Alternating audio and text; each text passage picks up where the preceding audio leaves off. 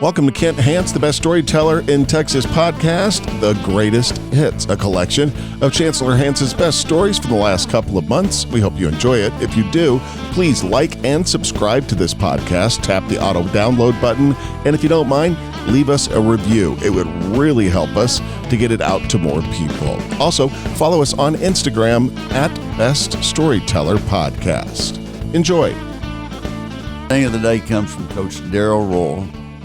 When he said, there's never been a horse that can't be rode, there's never been a cowboy that can't be throwed. That no matter how good you are, you can get defeated. And that, there'll be a great horse and nobody can ride it, but somebody will eventually ride it. And there'll be a great cowboy that can ride anything, but eventually some animal's going to throw him. Mm-hmm. I always liked that. Coach Royal had some good ones. There was a divorce case in Florida. And this lady had bought a scales, bathroom scales, that you could do a printout on and see what you weighed every day for the last 30 or 40 days, and it'd show what weights had been on there. And she got to looking, and every time she was out of town, somebody that weighed 120 pounds weighed. And anyway, it did not end well for the old boy. And he had some explaining to do. He had some explaining to do, but it wasn't going to be enough. That goes back to my friend Kenneth, that we pulled up behind his house, and they had a outhouse. Didn't have indoor plumbing. Had an outhouse, and he had a fishing pole and was fishing in it. We said, "What are you doing?" And he said, "I dropped my Levi jacket in there, and I'm trying to get it out." And I said, "You're not going to wear that, are you?" And he said, "No, but it's got a sausage and biscuit in it. I want to get it out." I always thought, what was he thinking? I always talk to them and their parents, and I tell them I've got a hot tip on how they can really do school. And they listen up. This is the way you can really do great at school. And I then pause and I say, "Go to class." I was placed the other day in fast food place, and there were three of the employees behind the counter talking to each other and everything. They just kept talking and just ignored me. And I said, "Are y'all open?" And they went, "Oh, yeah, we're open." Just, I didn't want to bother your conversation there. Just wanted to see if y'all were really open or not. You need to tell the story about the time you were in a hurry going to a basketball game in Waco and went in for Mexican food. Oh, yeah. That's Went into a Mexican food place there, and I told this kid, he came over, and I said, "I want enchilada dinner with no onions and water to drink, and I got to go run to the restroom, and the food's here. When I get back, I'm going to give you $100. You can keep it." And I went to the restroom. I came out of the restroom, washed my hands, dried them off, was walking across, and he was racing to my table with a hot plate of enchiladas. He did not let up.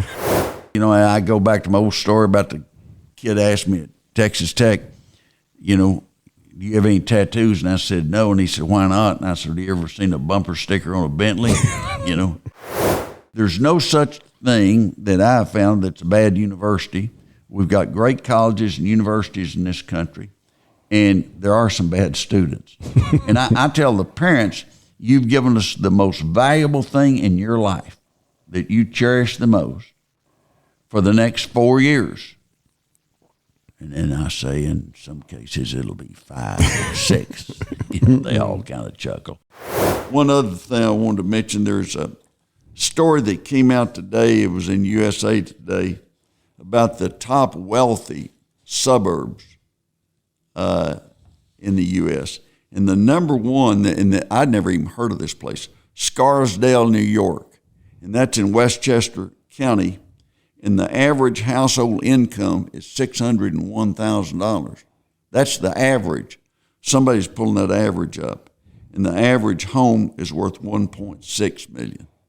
Wow. And it's the wealthiest suburb in America.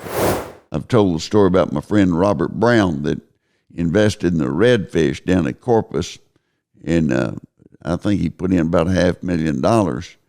And they had a perfect storm. They had a freeze, 1 in 100-year freeze, and killed all of his fish. And So the guy that really promoted it was a meteorologist, and he came to him and said, has a 100-year freeze. And so he talked him into doing it again the next year, another $500,000, and they had another freeze. And the guy came back, and Robert jumped him about it, and the guy said, hey, look, last year was the last year of 100 years, and this year is the first year of a new 100 years. So you've gotten two of them out of the way. You might as well go back. But Brown didn't fall for it the next time. He wasn't going to let them raise no fool, as he used to say. Mama didn't raise no fool. One of the other great phenomena of Mother Nature are tornadoes.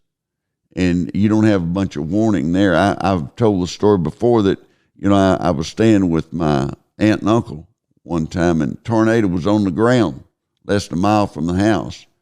And Aunt Lita was going to pray for it. Said, God wants to protect us, he'll protect us.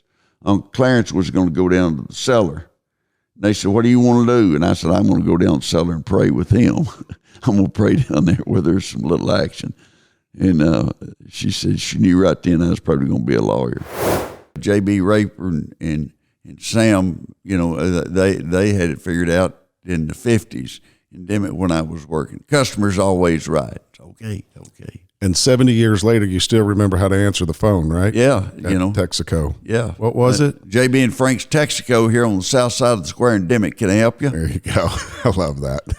I saw that guy when I was in Congress. I was speaking at an event in Hereford, and the guy walked up, and I saw him, and I said, J.B. and Frank's Texaco, south side of the square right here in Dimmitt. May I help you? And he started laughing. He said, I told you, don't you ever forget it. And he said, I'm glad that you still got it.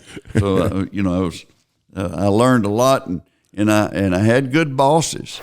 What was that story about? There was a guy, it was his birthday or something, and you were trying to do business with him and he was coming by the office, and you sent someone off to get him a birthday cake, and he was so impressed. Oh, that was Robert O. Anderson. Yeah.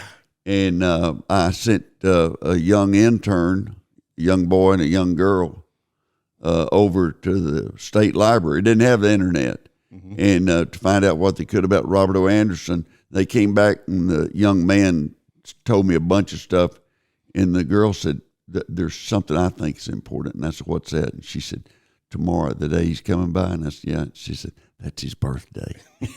So we had a cake and candles, and immediately he walked in that office, we lit those candles, started singing happy birthday to him. After that, every time I ran for office, I'd write him a note and tell him I was running for something, didn't matter what, or what party or whatever. He sent me a check. And it goes back to what Miss Littlepage taught me in bookkeeping at Dimmitt. The more complicated accounting it is, the easier it is for people to steal from you. She always said, the more complicated you can make it in accounting, the easier it is for people to take advantage of you and steal from you. And that, she always liked that you got, money going in, money coming out. More comes out and goes in, you're going broke. It's pretty simple. Thank you for listening. If you enjoyed this, please like and subscribe to this podcast and follow us on Instagram @Best Storyteller Podcast.